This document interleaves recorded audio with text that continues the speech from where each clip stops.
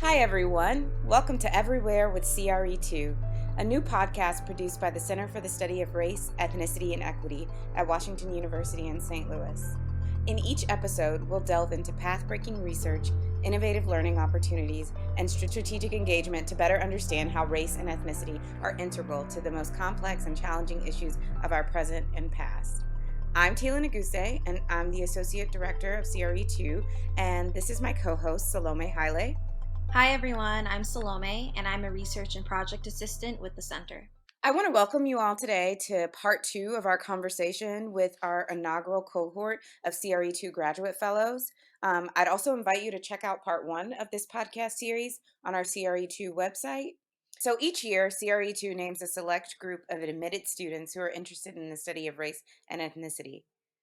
Today, we are joined by 3 of our 6 current fellows, Ivy Smith, Haile Kaplan, and Nayive Gaytán. And so I want to say, welcome to the podcast, fellows. To begin our conversation, I'd love if each of you would share a little bit about yourselves.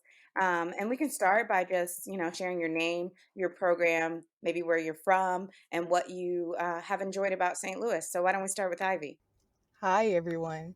I am Ivy Smith, a first year PhD student in the Computational and Data Sciences program.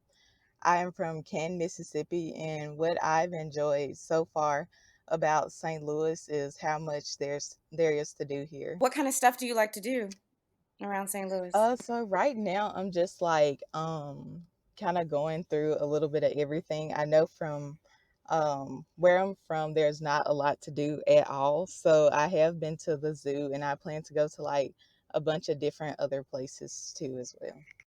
Yeah, there's definitely so much awesome free stuff around St. Louis. I think that's one of the things I like the most about St. Louis. What about you, Naive? Yeah, hi y'all. I'm Nayive Gaytán, and I'm a first year PhD student in Hispanic Studies, and that is housed under Romance Languages and Literatures. I'm originally from Southern California, and I spent my teenage years in South Texas, and I spent 5 years in Georgia as I finished out my bachelor's. I've been in St. Louis since July of last year, and I've really been surprised by how much I liked watching the seasons change. Like, I didn't think the snow was that bad as someone who's like real Southwestern, but it was great. All right, Haley, what about you?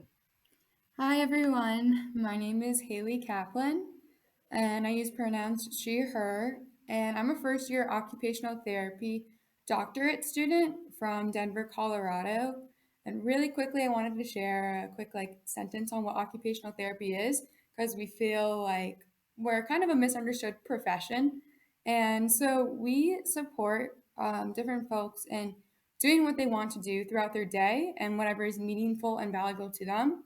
So, if you're able to participate in things that are important to you that can increase your well being and your quality of life, both physically and mentally.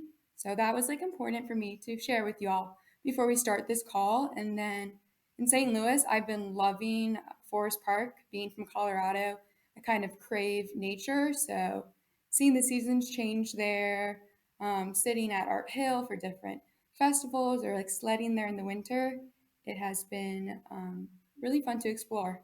Thank you for sharing more about yourselves. I don't know if you tried this, Haley, but when I was at WashU for my undergraduate degree, we would steal the trays from the Bears Den and use those to sled down Art Hill because nobody had sleds.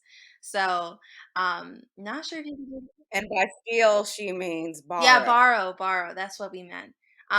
It's fine. I got the degree. They can't come it's too late. Um, but I there's so many different things that I really loved about St. Louis. And even though I was from the Midwest, I feel like it was still an adjustment from Chicago. But it was definitely a lot more accessible as a city for young people that don't have that much money. So I really enjoyed my time when I lived there too. We'd also love to hear more about your research interest, because as graduate fellows, you all have research interest in the study of race and/or ethnicity broadly defined. So, what are your particular research interests? Haley, why don't you start us off? Yeah, thank you. I am very interested in interdisciplinary work and interdisciplinary projects, which is why it's such so fortunate to be here with people studying different subjects who have learned different ways of completing research. Because for me, another one of my research interests is like the past and present systemic issues and how research is conducted. So I love like checking in with my other fellows about what's going on in their programs. And then more tied into occupational therapy, I'm interested in stroke rehabilitation research and then some issues that are kind of continued from these past issues and present issues in research related to health equity. Yeah, thanks for sharing that. I appreciate you clarifying as well, what occupational therapy is and how it might be misunderstood for us. So, thank you for that. Ivy, how about you? My research interests involve racial and healthcare disparities and racial and healthcare biases. And specifically with those, I'm really interested in researching mental illnesses such as anxiety, depression, and PTSD among emerging African American adults. That's such important work, especially considering how there is a lot of attention right now in like the public discourse, but also in research about the ways that algorithms have biases too. Even though they're sometimes like presented as this like objective way of of of addressing problems, that we're actually now really interrogating the ways that that isn't the reality. So I think that's a really important interest. Naive, how about you? Okay, so I'm still working on figuring out my research interests, but I am positive that my research is going to be situated in the 20th and 21st centuries. And as for the regions, I'm broadly considering Latin America and sites of the Latinx diaspora in the United States. And I guess broadly, my interests include representations of race, ethnicity, and class in visual media. I'm also interested in environmental history and social movements. Awesome. Thank you all for sharing your research interest. I think it's really exciting for me when I look at this first cohort of our graduate fellows at CRE2 and I see that you guys come from all of these different schools, departments, and programs. And I think, part of the goal of our fellowship is that we want this to feel like a community. We want one of the benefits of being a CRE2 graduate fellow to be joining a community that's burgeoning, established, and help you interact with other scholars around race and ethnicity. And I just love I love your particular group because I think it's just really, really interesting to see you three paired together.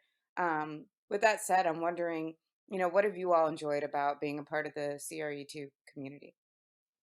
And we can start with you, Naive, if you don't mind. Sure. So I feel like I've really enjoyed getting to know other first year students in different programs. It's kind of comforting to know that even though we're in such different disciplines, we're facing similar challenges and can support each other as needed. And also through my participation in CRE2, I found out about L2, which is short for the Latinx and Latin American Race and Ethnicity Research Unit, which aims to support scholarship on race, ethnicity, and equity across Latin America and the Latinx diaspora. I'm on the steering committee, and I really have hope that it's going to help connect researchers across different graduate schools within the university based on our shared interests. I have really enjoyed some of the workshops and different panel webinars we've been invited to as CRE2 fellows. One that I really learned a lot in was this talk about gatekeeping in the like research landscape, who gets to publish and on what, and like is it going to change their career, and are they publishing somewhere where it's free to view, and what audiences are looking at that. So I think that was super helpful to learn before I published my first project and as a beginning researcher. So that has been really invaluable and helped shapes how I want to conduct my research myself. So far, I really enjoyed how helpful everyone is in the CRE2 community. And also, I really enjoy being able to talk to and collaborate with my fellow cohort about our research interests, especially since I'm starting to really get into research right now. So that's really helpful for me. I'm also wondering, if you guys have any questions for each other. I have a question for Ivy. I know we've talked a little bit about having like the explicit language in research that's so important to say like something is the case because of racism as the risk factor, not race as a risk factor. And we talked about then mental health and how that's looked at in communities of color. So, are you focusing on these topics you're interested in just St. Louis, or are you maybe considering how that's like a little bit beyond Missouri, and if you've had any thoughts about that since we last chatted? I haven't thought much about it, but I think I definitely would like to go beyond just St. Louis because I know starting out, like all of this, my research interest came from me wanting to um, help out within my community and like different things that I've seen that happen or things that people have went through with mental illness, like back when I was in undergraduate. So I definitely want to be able to like research and apply that to other people besides those like in St. Louis. Thank you for sharing. I think it's really awesome to hear how you're connecting that to like what you learned and experienced in undergrad. I think that like shows how passionate you are about this research and like how much you're pushing to like make that impact that you so want to do. So I'm excited for you.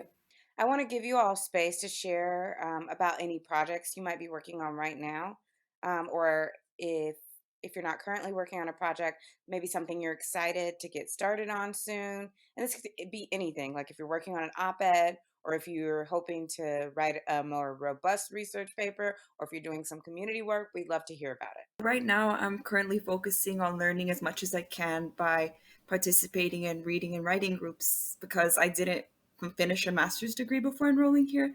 I feel like there's lots of catching up to do as a first generation student. So I'm really excited to start participating in this interdisciplinary experimental writing group and two different reading groups. One is on Central American literature and culture, and the other one is the Contemporary Latin American Women Writers reading group. And I think by reading and writing outside of coursework, I'll be more likely to come across a topic that'll really excite me for my future research. Currently, I'm working with Dr. Sharita Butler Barnes in the Brown School of Public Health and Social Work, and we're working on a study which involves studying the impact of racial violence. So this study also focuses on um, how Black parents' race related experience impact the way they speak to their children, as well as how race related experiences impact both like middle and high school students. Awesome. What about you, Haley? Yeah, I would say I'm working on two things. First, and like where I kind of wanted to start was to educate myself on like the history of racism in medicine.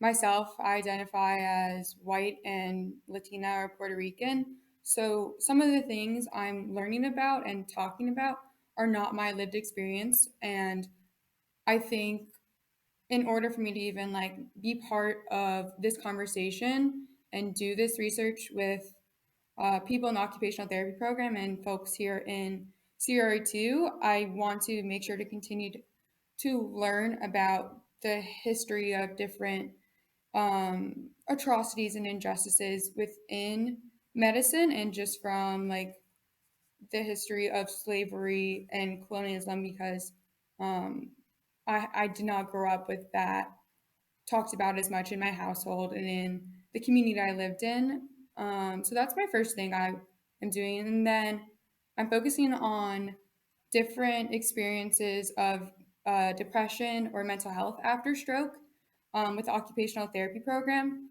because things that go on in the world impact everybody. So for those experiencing a stroke and then seeing what's going on in the pandemic and other issues and occurrences that impact rehabilitation, I'm looking at how that's measured differently in people of different communities and races, and then seeing the the patterns beyond just race, like beyond just like that grouping, because I want to look at income rather than just where does someone fit in when they filled out this survey based on their race. So then I hope to do a qualitative aspect of it after I see that, to like hear those stories rather than just what people filled out on a form.